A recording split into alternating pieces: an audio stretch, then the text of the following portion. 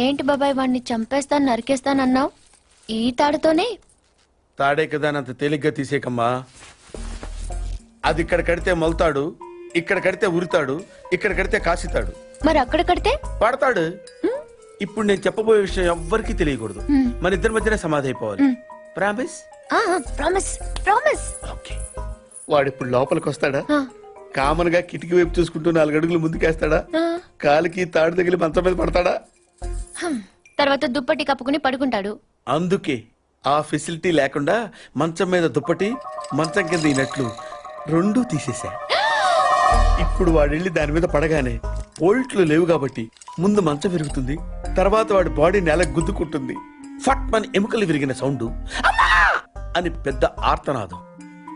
Tractor వెళ్తుంది, doctor వస్తాడు, నడు విరిగిందని చెప్తాడు.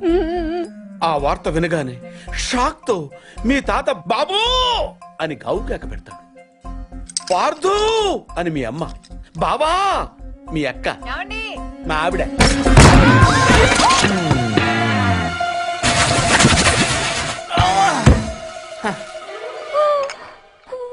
మా ఆయనేడే ఇప్పుడు కిందకెళ్ళాడు పిన్ని. అబ్బా ఈయన ఒక్క చోట ఉండడు కదా, చంపేస్తున్నాడు అనుకో. మీ బాబాయ్ని ఎక్కడైనా చూసావా? లేదు పిన్ని. గట్టిగా దూసిందేంటి? ఈయన ఎక్కడా?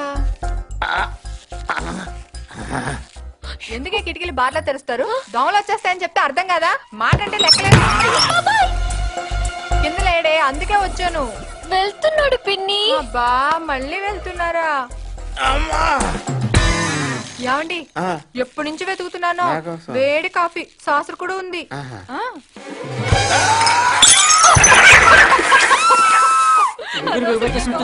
మాట కూడా రావట్లేదు. అయ్యో పాత రూమ్ తీసుకెళ్ళి అక్కడైతే గాలి బాయేస్తుంది. తొందరగా తీసుకెళ్ళండి. అయ్యో ఇక్కడ ఇక్కడ పడుకోబెట్టండి. ఇక్కడ అదేంటి ఇక్కడ పడుకోబెట్టారు? మంచం మీద పడుకోబెట్టండి నా దేవుడు. మా ఎక్సర్సైజ్ బాడీ కనుక తట్టుకోగలుగుతున్నారు, లేకపోతే ఏదో చెప్పాలనుకుంటున్నారు. పాపం తొందరగా మంచం మీద పడుకోబెట్టండి,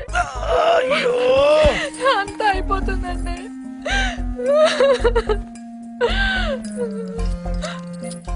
ఏంటండి ఇవి ఎక్కడవి? ఈ మంచానివే పిన్ని.